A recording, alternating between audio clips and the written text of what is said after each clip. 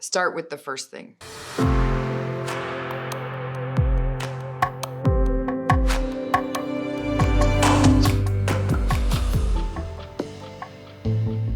One of my principal friends told me recently he was having a tough time sleeping at night. When I asked him why, he shared the story of an educator in his building who was not cutting the mustard. Let's call her Sally. Sally was a pot stirrer. Her actions in the building supported chaos instead of student learning, and she often left student needs unaddressed. He had made countless attempts to support her growth and made the tough decision to release Sally. And he's human. As the time grew closer for him to tell her, he slept less and less. He thought about Sally's family and how this might change their perception of their loved one. He thought about the friends she had at the school and how this might impact their dedication to the school. He even worried about the financial hardship this may cause Sally.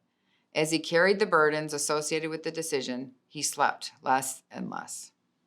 His sleepless nights reminded me of the time there was an altercation between a student and a campus security guard in my building. If you'd been around middle schoolers at all, you know it takes a special breed of people to work with adolescents every day and keep it cool. It takes a special person who can recognize the 13-year-old, 5'0" eighth grader with something to prove, squaring up to you eye to eye as a cry for help and not as a physical challenge. Unfortunately, in this case, the campus security guy saw this stance as a threat and gave the kid a shove. The student never touched him. He broke a lot of rules, but nothing that would have warranted physical contact on the behalf of the adult. Because of the physical contact, the course was clear and swift. I took statements from all parties, questioned the witness, disciplined the student for disruptive behavior, and terminated the employment of the campus security guard within a couple of hours. There are so many reasons why termination was the right move in this situation, but they all boil down to what is right for the students. A physical action towards a student, not good for kids. The security guard demonstrating poor judgment in front of all the other students, choosing aggression over reason, not good for students.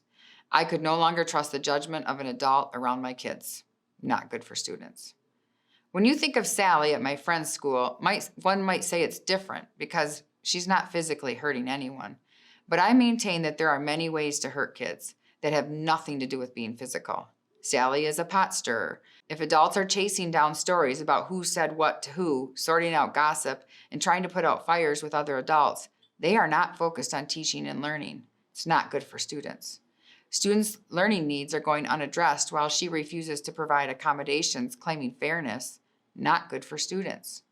I'm not saying I have never had sleepless nights. I do.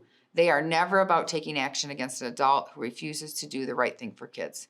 When it comes to school, my moral compass points straight at the students.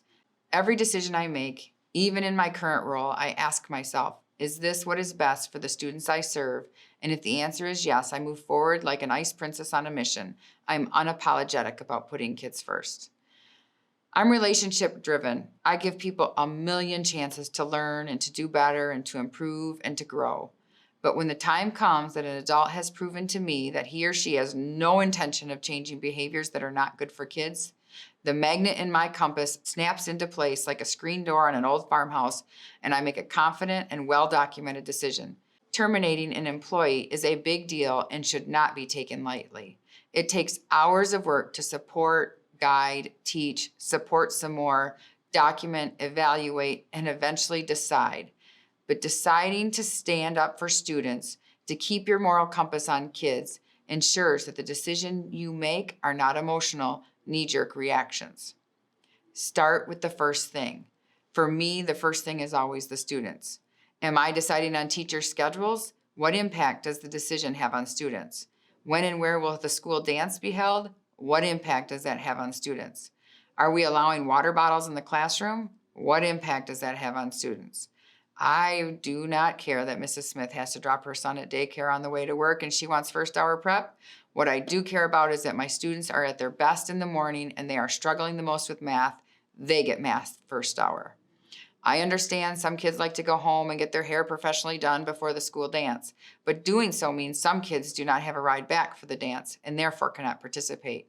We hold the dance in the last hour of the day despite parent complaints about hair appointments. I know third graders have a lot of spills, and we know they need to stay hydrated, to think, and to learn. We require clear liquids and provide a lot of paper towels. Many of us in education lead with emotions. We are drawn to this profession of service because of our passion for helping people, our belief that we can make a difference in the lives of students. This belief that we can and do make a difference is called efficacy, and there's a lot of research that tells us that efficacy is the key indicator of success. Thinking emotionally about our work is a positive trait that supports our success and the success of those we work with. But there can be times when emotions on both sides of an issue can lead to indecision and guilt. These are the things keeping my principal friend awake at night, keeping him wondering if he's doing the right thing, keeping him wondering if he can stay at a job that weighs heavily on him. We've all been there.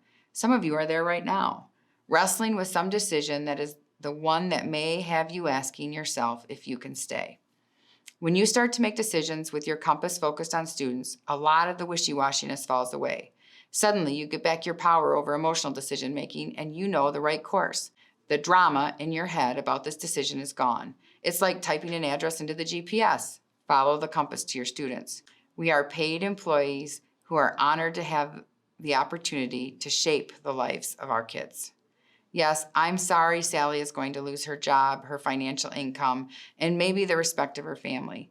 Yes, I recognize that some of my staff members may not like the decision I'm making, and there may be fallout I deal with as a result. And I'm not willing to sacrifice a classroom or a building of kids to avoid those issues. I made the decision, I sleep at night. The kids learn and thrive. Kids learning and thriving, that is what I'm passionate about, and that is what I get paid to do. And how blessed am I to be able to do the work I believe I've been called to do and get paid for it. When I bring gratitude to my work, I carry a responsibility to do it well. Doing leadership well means leading through tough decisions. I do that and maintain my peace in my life by starting with the first thing, the students.